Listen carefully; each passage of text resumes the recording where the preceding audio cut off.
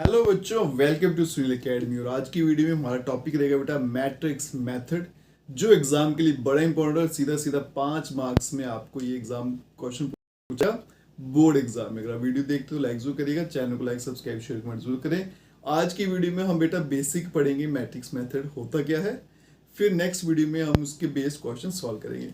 तो matrix method सीखने से पहले दो डेफिनेशन आपको अच्छे से आनी चाहिए, कंसिस्टेंट सिस्टम और इनकंसिस्टेंट सिस्टम क्या होता है। System of equation said to be consistent if its solution exist. मेरे पास इक्वेशंस हैं, उनको कंसिस्टेंट कब बोलेंगे? अगर उनका सोल्यूशन आ जाए, मतलब एक्स वाई जेड की वैल्यू निकल जाती है। इनकंसिस्टेंट कब होगा? जब उनका सोल्यूशन नहीं आएगा, मतलब एक्स वाई जेड की वैल्यू नहीं आएगी। छोटी छोटी डेफिनेशन है। उसका आगे बेटा सोल्यूशन ऑफ सिस्टम और linear equation using inverse of A matrix, इसी को हम बोलेंगे मैट्रिक्स मेथड। तो यहाँ देखो बेटा, मैं 3 इक्वेशन लेता हूँ। लीनियर इक्वेशन 2 वेरिएबल आपने पढ़ी होगी, a x plus b y plus c z. ठीक है, ये B1 ले लो, C1 ले लो और यहाँ पे D1। अब यहाँ पे मुझे बेटा एक्स वाई जेड 3 वेरिएबल लेने हैं। उसके बाद में दूसरी इक्वेशन है बेटा A2x B2y plus C2z equals to D2। और तीसरी इक्वेशन है बेटा A3x plus B3y plus C3z equals to D3। मुझे इन तीनों इक्वेशनों को सॉल्व करना है, वहां से एक्स वाई जेड की वैल्यू निकालनी है यूजिंग मैट्रिक्स मेथड। अब देखो बेटा क्या करूंगा मैं, इनके बदले में, इस इक्वेशंस के बदले में, सिस्टम ऑफ इक्वेशन के बदले में 3 मैट्रिक्स बनाऊंगा। ए का नाम रखूंगा ए, उसमें क्या करूंगा, एक्स वाई जेड के कोफिशिएंट लिखूंगा। तो यहाँ पे क्या आएगा, A1 B1 C1। फिर नेक्स्ट के A2 B2 C2। फिर नेक्स्ट के A3 B3 और C3। ठीक है जी। एक और मैट्रिक्स बनाएंगे जिसका नाम रखेंगे B। ठीक है, उसमें क्या करना है आपने, ये वाले नंबर इक्वल्स टू के पार वाले नंबर वो डाल देने हैं, D1 D2 और D3। यहाँ पे इक्वल्स टू का साइन भी आना था, ये B इक्वल्स टू। और फिर तीसरी आएगी बेटा X, उसमें क्या करना है आपने लिखना है X Y और Z। तो मैंने क्या किया, मेरे पास ये सिस्टम ऑफ इक्वेशन था, इसको मैंने 3 मैट्रिक्स में तोड़ दिया। ठीक है, अब देखते हैं बेटा 3 मैट्रिक्स ऐसी बनती भी है या नहीं बनती है। ठीक है, तो अभी तक बच्चों हमने क्या किया, 3 इक्वेशन लिखी हुई थी बेटा, उसके बदले मैंने 3 मैट्रिक्स लिख दी।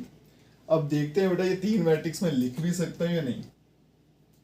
अब मैं यहाँ पे क्या करता हूँ, इसको ऐसे लिख देता हूँ, AX इक्वल्स टू B। क्या ये पॉसिबल है या नहीं? अब यहाँ पे देखिएगा बेटा, AX इक्वल टू B लिख भी सकता हूँ या नहीं। उसके लिए क्या करूंगा, मैं A की वैल्यू डालता हूँ यहाँ पे। अभी आपको क्लियर हो जाएगा क्या थी वो, A1 B1 C1 A2 B2 C2 और यहाँ पे आ गई A3 B3 और C3। साथ में क्या लिखना है, x में क्या था, x y और z और इक्वल्स टू b में क्या था, D1 D2 D3। अगर आप इन दोनों को मल्टीप्लाई कर दो तो आपके सामने ये बन जाएगा, और इक्वल्स टू में क्या है, D1 D2 D3। मतलब फिर से आपके पास ये सारे का सारा आ जाएगा। तो मतलब इसको मैं ऐसे लिख सकता हूँ बेटा, AX इक्वल टू B की फॉर्म में।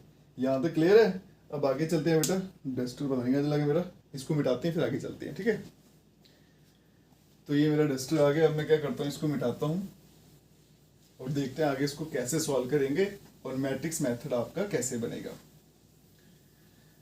तो मैंने क्या करना है, अब ये देखिए, अगर मान लो 2 केस बनते हैं यहाँ पे, केस 1 ले लेते हैं। केस 1, इफ ए जो है वो नॉन सिंगुलर मैट्रिक्स है, non singular matrix. Non singular का मतलब क्या हो गया बेटा, कि इसका डिटर्मिनेंट जो है वो इज नॉट इक्वल्स टू 0। अगर ऐसा है तो उस केस में आपका ए इनवर्स जो है वो एग्जिस्ट करता है। ये पीछे हम पढ़ के आए हैं बेटा कि इनवर्स कब एग्जिस्ट करता है, ये मॉड ऑफ ए या determinant of A is not equal to 0। अब ये इक्वेशन मैं लेता हूँ बेटा, AX इक्वल्स टू B, दोनों तरफ ए इनवर्स से मल्टीप्लाई कर देता हूँ। और यहाँ पे क्या आ गया, ए इनवर्स और ए को बेटा इकट्ठे कर लेते हैं, और यहाँ पे x और यहाँ पे क्या आ गया, A inverse B. A into A inverse, इसका आंसर क्या होता है आई, साथ में क्या आएगा x, और यहाँ पे आ गया ए इनवर्स बी, और x equals to A inverse of b। ये जो मेथड है सॉल्व करने का सिस्टम ऑफ इक्वेशन का, इसी को बोला जाता है matrix method. This method of solving system of equation, इसी को बोला जाता है matrix method, is called matrix method.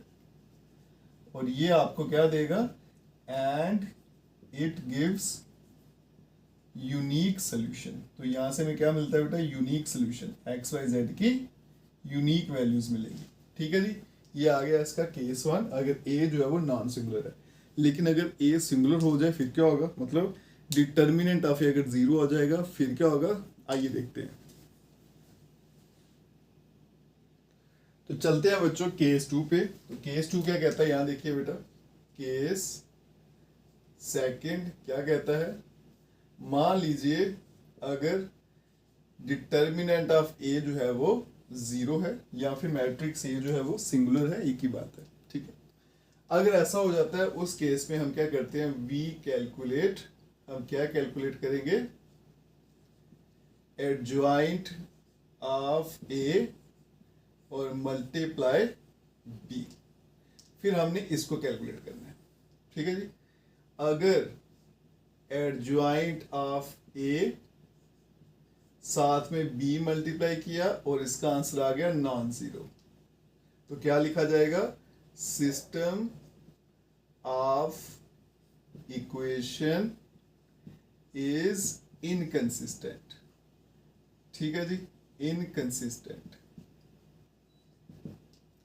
आगे चलते हैं बेटा, अगर एडजॉइंट ऑफ ए साथ में बी मल्टीप्लाई किया और आ गया 0 के बराबर, इस केस में आपका जो सिस्टम होगा इक्वेशन का, वो इक्वेशन इज कंसिस्टेंट भी हो सकता है या फिर इनकंसिस्टेंट भी हो सकता है। कंसिस्टेंट और इनकंसिस्टेंट डिपेंड करता है अकॉर्डिंगली कि आपके पास इनफाइनाइट मैनी सोल्यूशन आएंगे, इनफाइनाइट मैनी सोल्यूशन, या तो ऐसा आएगा या फिर नो सोल्यूशन।